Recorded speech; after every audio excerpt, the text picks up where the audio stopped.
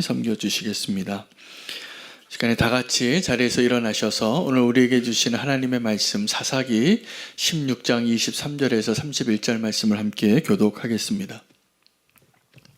블레셋 사람의 방백들이 이르되 우리의 신이 우리 원수 삼손을 우리 손에 넘겨주었다 하고 다 모여 그들의 신 다곤에게 큰 제사를 드리고 즐거워하고 백성들도 삼손을 보았으므로 이르되 우리의 땅을 망쳐놓고 우리의 많은 사람을 죽인 원수를 우리의 신이 우리 손에 넘겨주었다 하고 자기들의 신을 찬양하며 그들의 마음이 즐거울 때에 이르되 삼손을 불러다가 우리를 위하여 제주를 부리게 하자 하고 옥에서 삼손을 불러내매 삼손이 그들을 위하여 제주를 부리니라.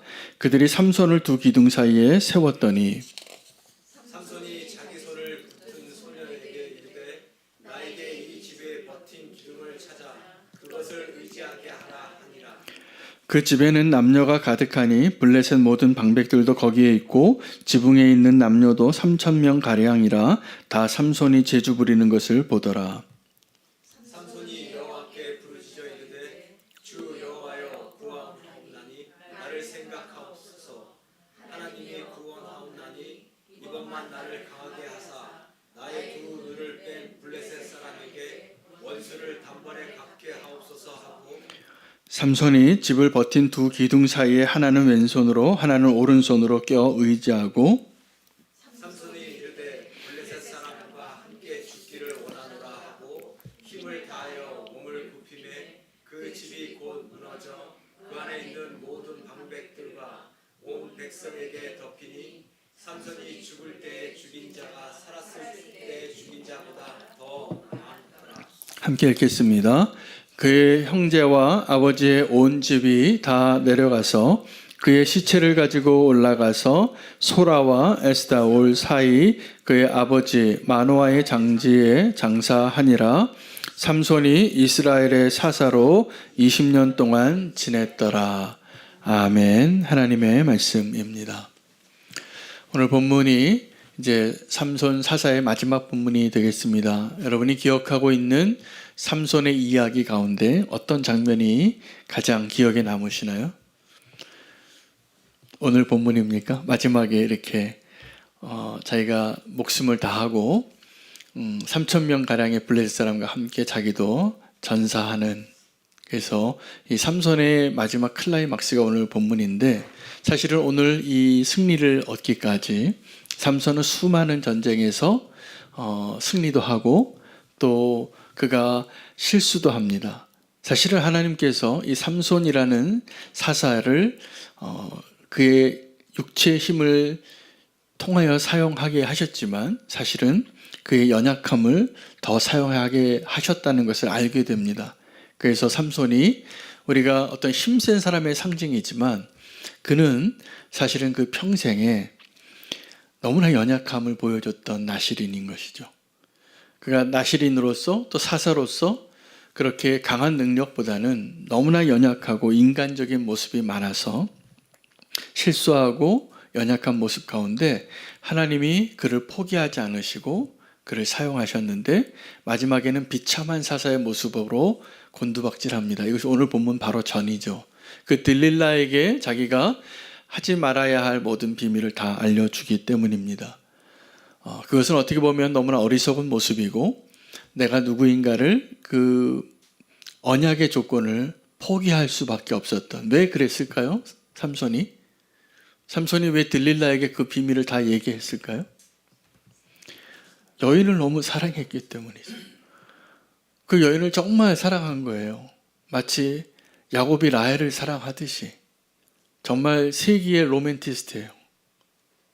그 한 여인을 위해서 자기가 소중한 거 다 내어드리는 그 정도까지 대가를 지불한 거예요. 원래 사랑하면 이렇게 되는 겁니다.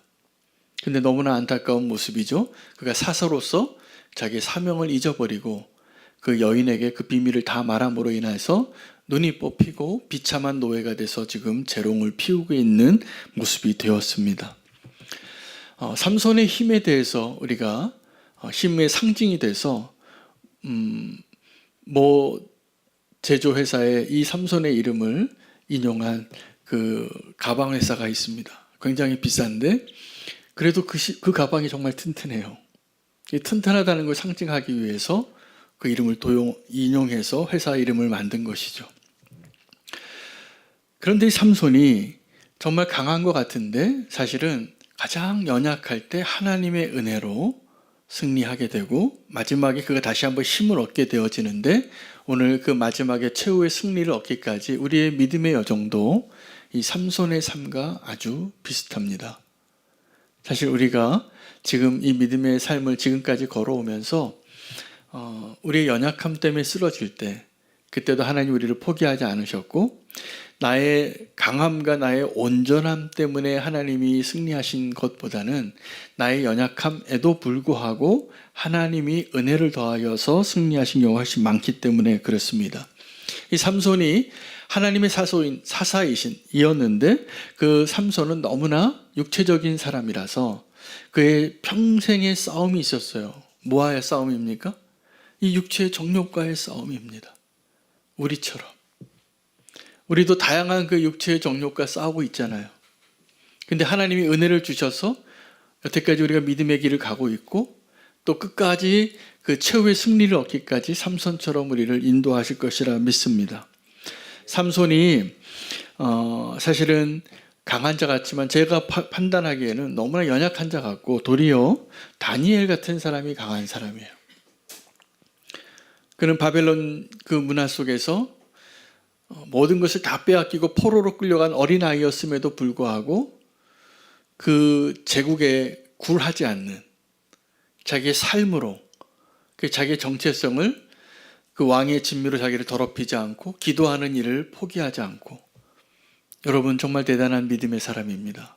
바벨론에서 그 왕족이었던 그 4명의 청년들이 이렇게 뜻을 정하여 그 바벨론에서 하나님이 높여주실 수밖에 없는 그 온전한 믿음으로 자신을 지키는 것.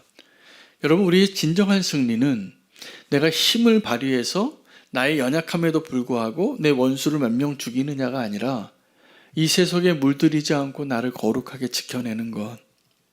이것보다 강한 게 없습니다. 삼손은 그 육체의 정욕과의 싸움에서 이렇게 연약한 모습이었는데 이 여자의 유혹에 있어서 가장 성공적인 삶을 살았던 사람이 요셉이잖아요. 그 요셉도 이 청년의 때 가장 연약한 부분이 있다면 육체의 정욕일 겁니다. 청년 때. 근데 한참 그 청년의 정말 아리따운 정말 너무나 멋있는 이 청년이 그 여인의 집요한 끈질긴 유혹에 어떻게 이길 수 있었을까? 어떻게 이길 수 있었을까요? 정말 주님과 동행했기 때문이죠. 주님과 동행했기 때문에. 그에게 육체의 정욕이 없었을까? 아니요, 있었을 겁니다. 그가 유혹을 받을 때 정말 유혹이 되지 않았을까? 저는 유혹이 됐었을 거라고 믿어요. 그러나 나와 지금 함께 동행하시는 하나님을 늘 의식하고 살기 때문에 그 죄를 범할 수 없는 거죠. 그는 형통한 삶을 살았는데 형통한 삶을 살았기 때문에 늘 하나님께서 그의 인생 가운데 점점 내리막길로 가는 것 같지만 어디에서든지 은혜를 베풀어 주셨어요.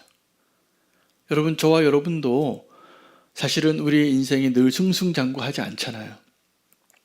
어려움이 있고 좌절이 있고 실패가 있을 때도 하나님이 우리에게 은혜를 베풀어 주셔서 형통하게 될 때는 좀 우리가 망하기도 하고 또 실패하기도 하고 절망스럽기도 하고 그런데 그때 그 가운데에서 하나님이 기쁨도 주시고 감사하게 하는 거예요.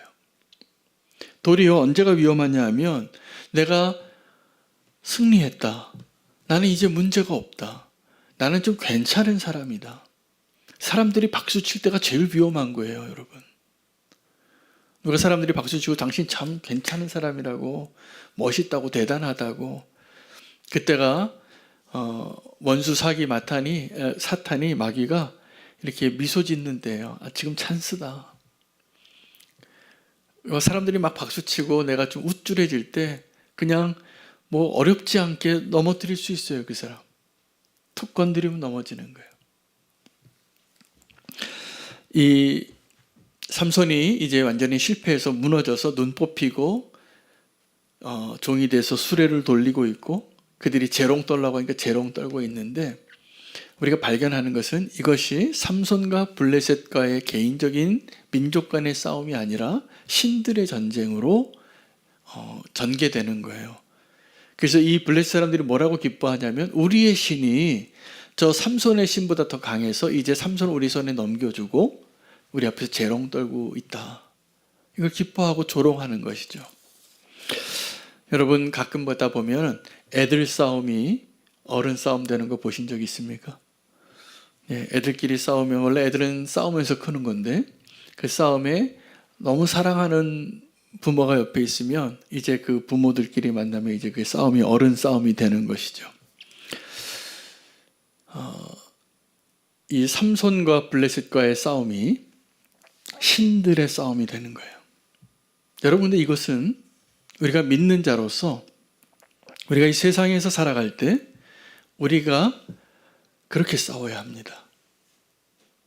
우리가 내 힘으로 싸우는 것, 내가 만약에 어떤 사람과 상대 싸울 때 내가 그 사람보다 힘이 세서 그 사람을 내 마음대로 좌지우지해서 이기는 것은 진짜 이기는 게 아니에요. 내가 지금 힘이 약해도 나와 함께 하시는 하나님에 대한 나의 신뢰와 믿음으로 그 하나님의 이름을 지키기 위해서 싸우는 게 진짜 싸움입니다. 다윗이 그래서 이긴 거죠. 우리가 여호와의 이름으로 싸울 때 우리의 무기가 바뀌는 거예요. 그리고 상대가 바뀌는 거예요. 이제는 나와 골리앗의 싸움이 아니라 하나님과 이 골리앗의 신의 싸움이 되는 거죠.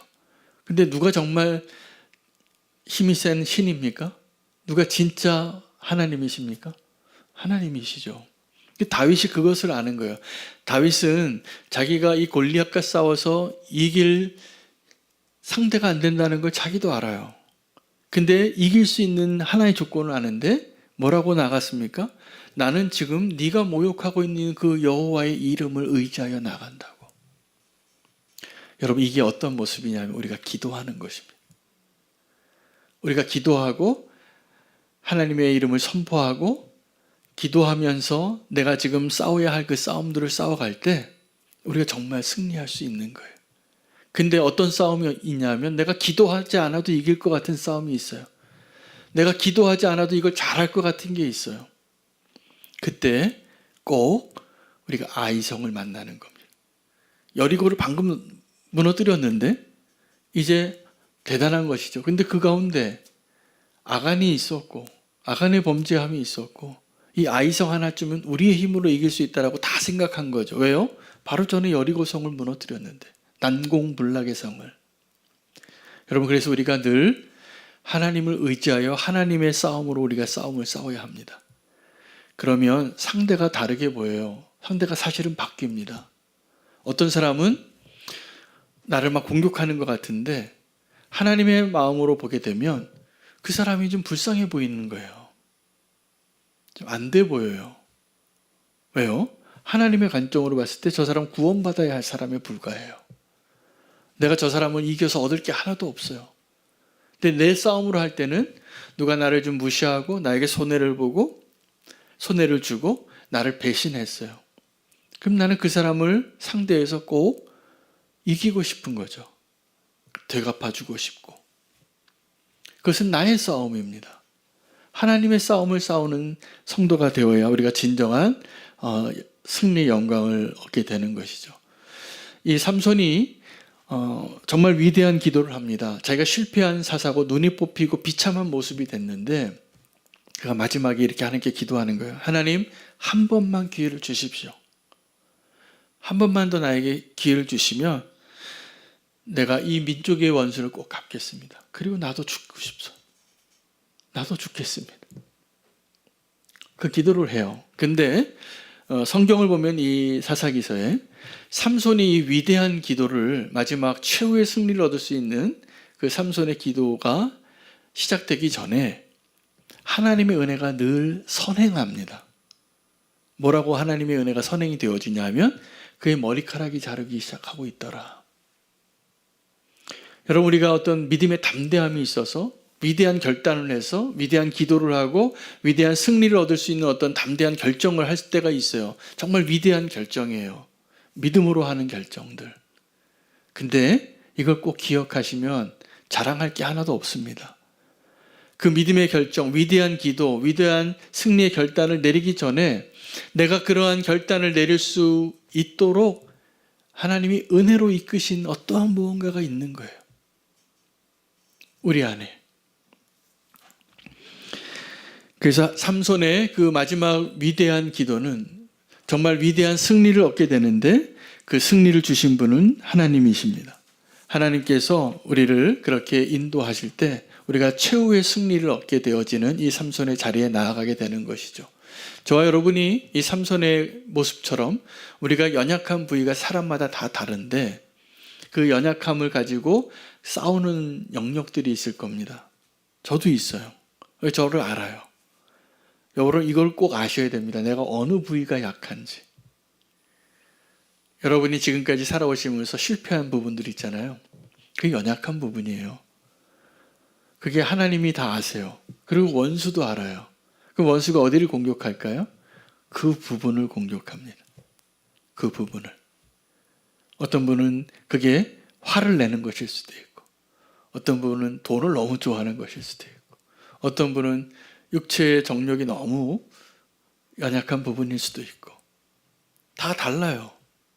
근데 우리가 그 연약한 부분을 최후의 승리를 얻기 위한, 진정한 승리를 위한 그 자리로 나아가려면 진짜 원수가 누구인지를 아셔야 돼요.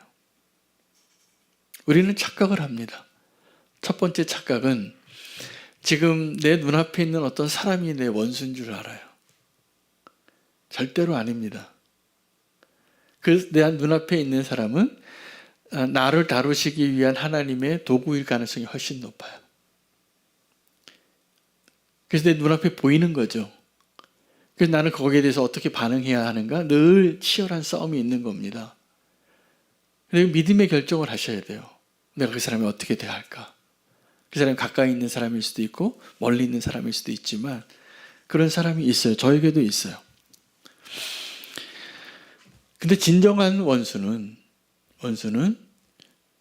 사실은 그 사람이 아니에요. 그 사람을 내가 미워하고 싶은 내 안에 있는 아직도 여전히 살아서 펄떡펄떡 살아있는 내 자아일 때가 많아요. 여러분 오늘 이 본문에 삼손이 마지막 위대한 승리를 할 때 몇 명 죽었습니까? 3,000명이 죽었더라 이렇게 나오잖아요. 근데 3,001명이 죽은 거예요. 이걸 기억하시기 바랍니다. 오늘 이 삼손이 이야기하는데 몇 명 죽었냐고 물어보면 3,001명이 죽었다고 꼭 대답하시기 바랍니다. 그 3,001명이 죽었기 때문에 위대한 승리 같아요. 내가 마지막에 나를 다루는 것. 사실은 이 삼손이 마지막 3,000명과 함께 죽게 해주십시오. 내가 마지막으로 승리할 수 있도록 마지막 한 번만 기회를 주십시오. 근데 삼손처럼 그 정말 내가 내 목숨이 사라지는 그 순간에 그 기도하기를 주님이 원하지 않으시고요. 그날이 오기 전에 오늘 그 기도하기를 원하세요. 정말 원수는 우리가 정말 삼손과 같이 위대한 최후의 승리를 얻으려면 정말 다루어야 할 최고의 원수가 사단이 아니더라고요. 사단은 하나님이 다루실 대상이에요. 우리 힘으로 싸워서 이길 수도 없어요, 사실. 그 미가엘이 싸워야 돼.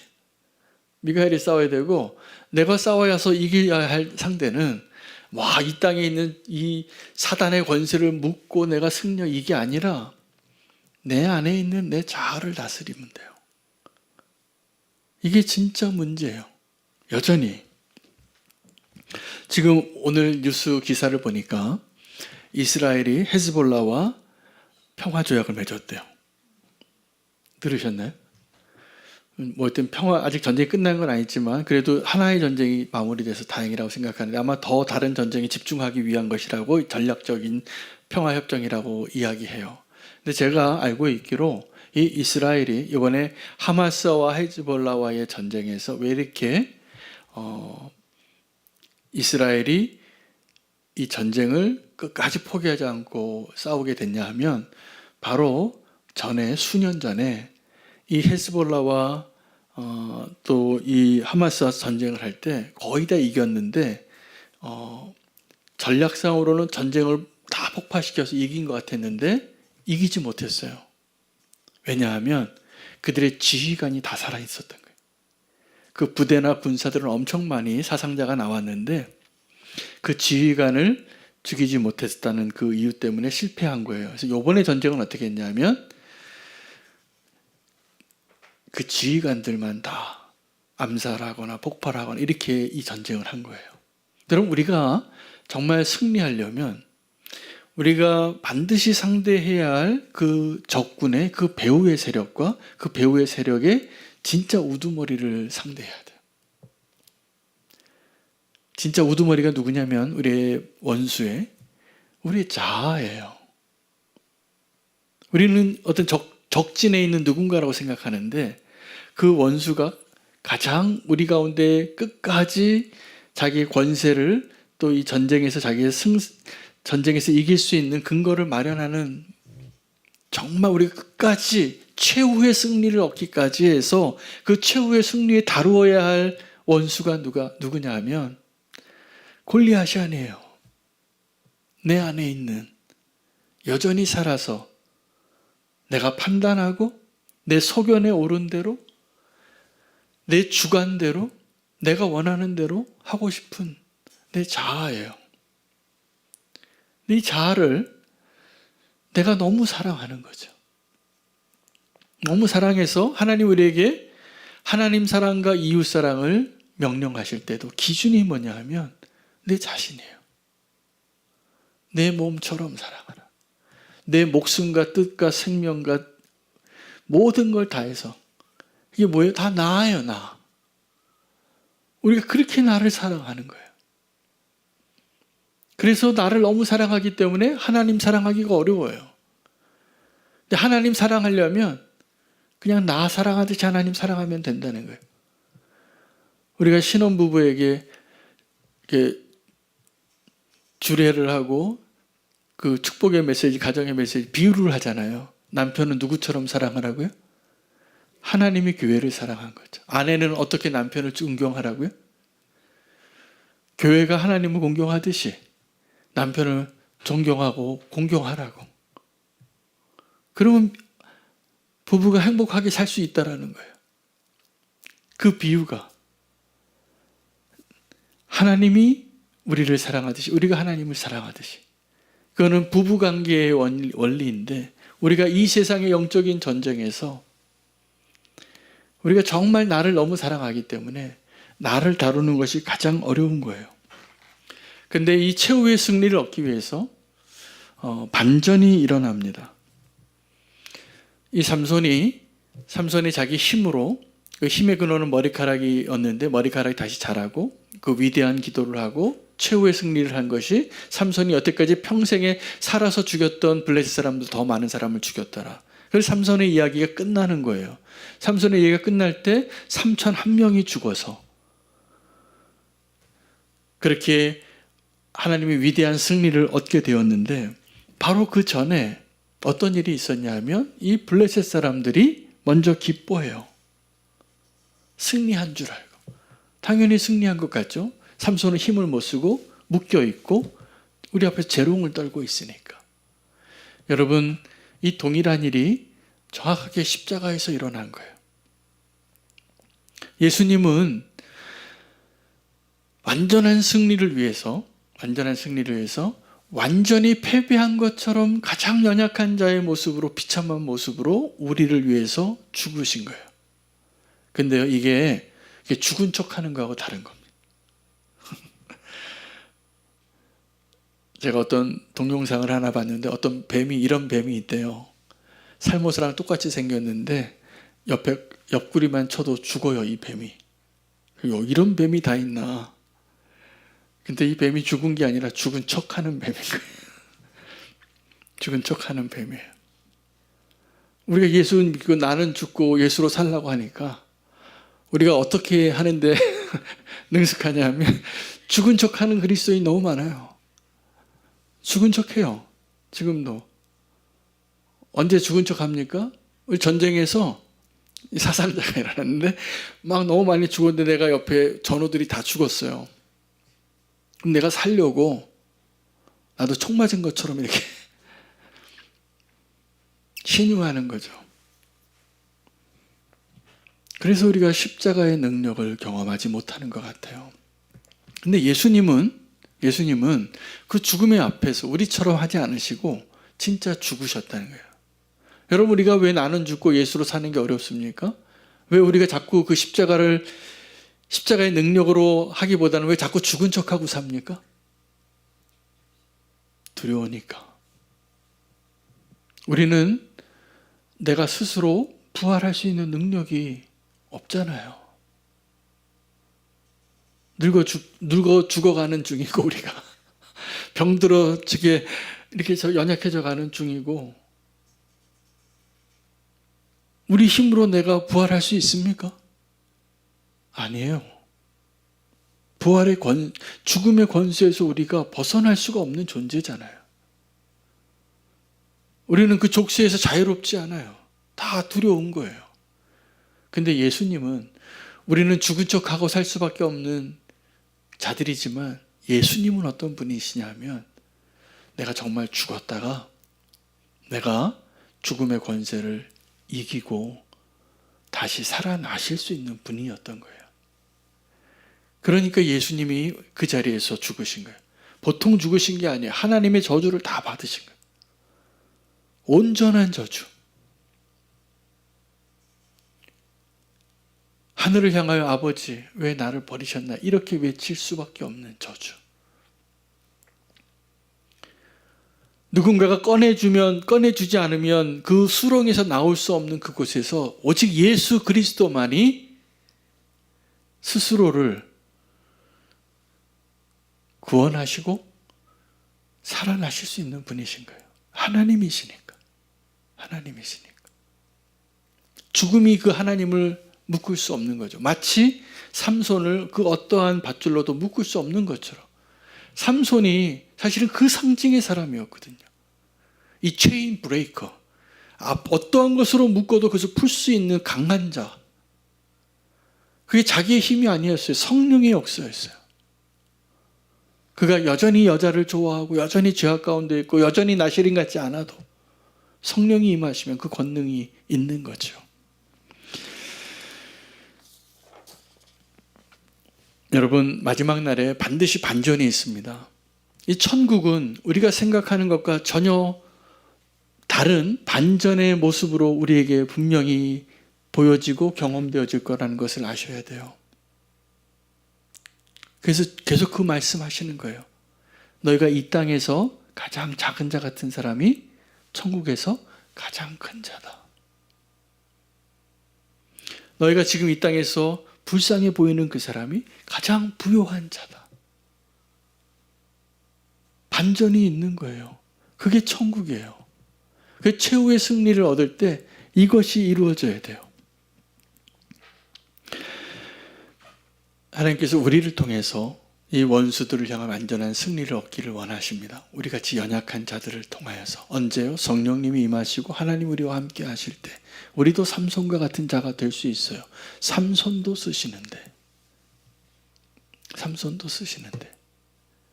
하나님 우리를 통하여서 하나님의 위대한 영광을 회복하시고 그 일을 이루실 것이라 믿습니다.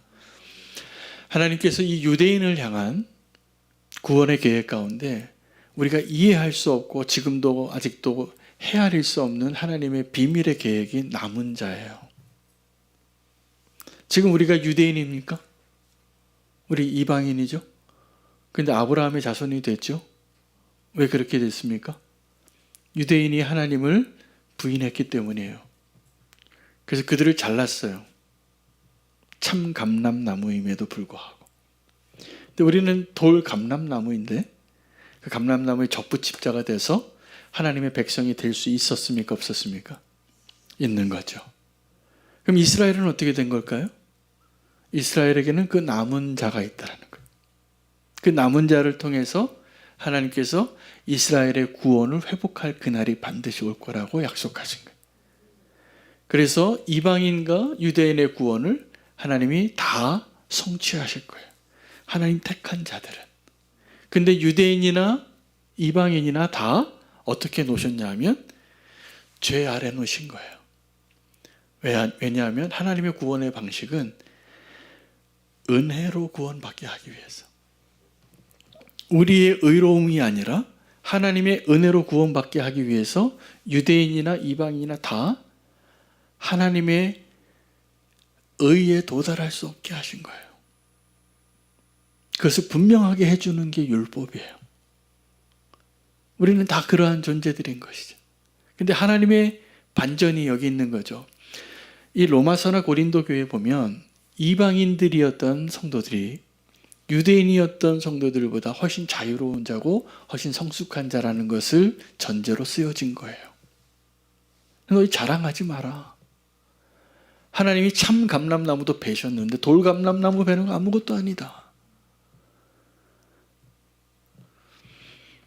여러분, 남은 자의 그 하나님의 계획의 방식에는 정확하게 하나님의 반전의 은혜가 있는 겁니다. 유대인들이 왜 하나님을 아브라함의 후손으로서 구원을 얻는 일에 메시아가 첫 번째 왔을 때 실패했을까요? 선민사상 때문에요. 하나님의 반전이 그때 있었어요. 유대인에게 복음이 더 많이 열린 거예요. 그래서 지금 또 유대인이 이방인들이 잘못 말했습니다. 이방인들에게 복음의 문이 열린 거예요. 그래서 이방인들이 지금 우리가 구원을 누리고 있는데 우리가 이 이스라엘의 남은 자의 비밀을 반드시 알아야 돼요.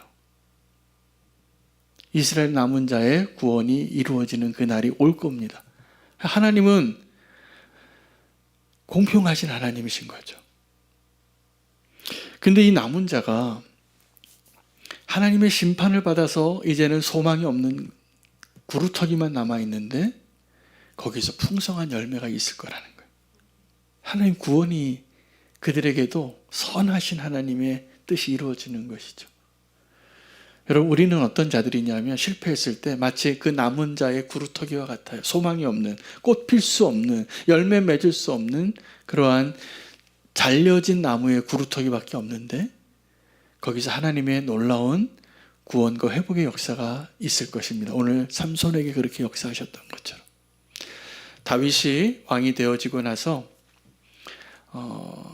사울이 죽고 3명의 아들이 같은 날 다 죽었는데 자기가 정권을 회복하고 나서 물어요. 이 사울의 집에 아직 남은 자가 있느냐고. 왜 남은 자를 찾았을까? 여러분, 무협지를 보면 항상 그 남은 자에서의 이야기가 시작이 됩니다. 어떤 가문에 다 죽임을 당하는데 어떤 어린아이 한 명 남는 거예요. 그 남은 자가 걔가 커가지고 무술을 돌을 닦아서 복수하는 게 대부분 그 스토리예요.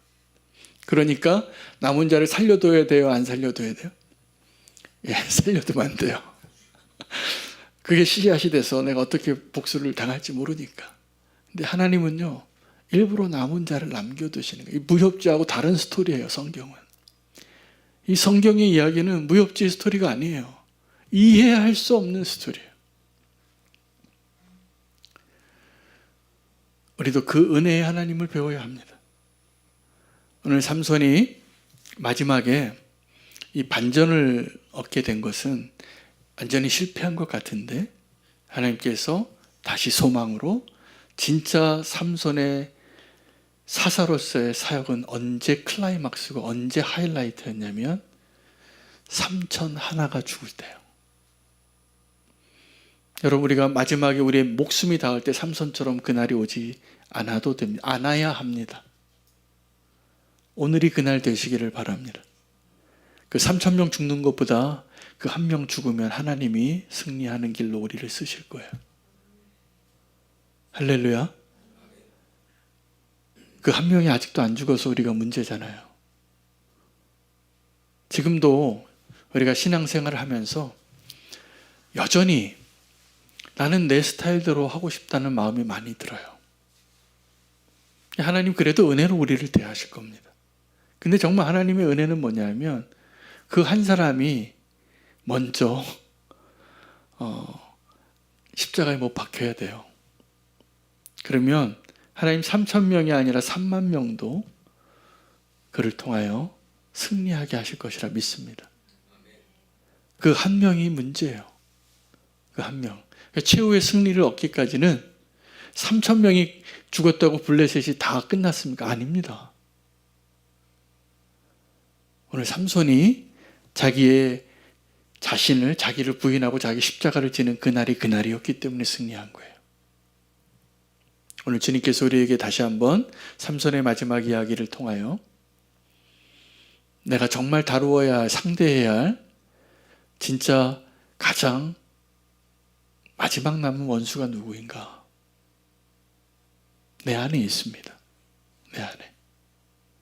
나를 오늘 주님께서 다뤄주시고 그리스도와 함께 주님이 그 길을 가셨으니까, 주님도 그 길을 가셨으니까 주님과 함께 죽고 내 안에 그리스도가 사는 최후의 승리를 누리는, 그래서 함께 그 십자가 복음의 능력을 누릴 수 있는 저와 여러분 되시기를 축복합니다. 그렇다면 저와 여러분은 삼손보다 더 위대한 하나님의 용사라고 저는 믿습니다. 삼손이 대단한 사사인 것 같지만 제가 보기에는 다니엘보다 위대하지 않아요. 다니엘이 그 뜻을 정하여 젊은 나이 때 바벨론과 상대하는데 굽히지 않잖아요. 하나님 그를 쓰시는 거예요. 그럼 바벨론의 총리로 만드시는 거예요. 우리가 이 세상에서 총리가 되는 것을 꿈꾸기 전에 하나님 앞에 내 자신을 극복하여 이길 수 있는, 자신을 내어드릴 수 있는, 그리고 하나님께서 정말 나를 통하여 승리하실 수 있는 그 믿음의 결단을 먼저 하셔야 되는 거죠. 그럼 그런 사람이 있으면 이 세상이 감당할 수 없는 겁니다. 삼손보다 나은 자예요. 어찌 보면 삼손은 성령의 도우심으로 이 세상의 힘으로 싸웠던 힘센 사람의 상징이지만 이 세상을 우리가 이길 수 있는 힘은 영적인 능력이에요. 십자가의 능력. 내 자신을 십자가에 못 박을 수 있는 믿음. 그 믿음이 우리는 교회에 그 축복의 열매가 되기를 원합니다. 성도님들 한 분 한 분이 전부 다 그 최후의 승리를 얻는 그 자리에 나아가시는 모습을 주님이 보고 싶어 하실 것이라 믿습니다. 나를 부인하고 오직 예수 그리스도가 사는 것. 주님이 우리에게 기대하시는 그 모습으로 최후의 승리를 얻을 수 있는 오늘이 그날 되시기를 원합니다. 3,001명이 되는 날.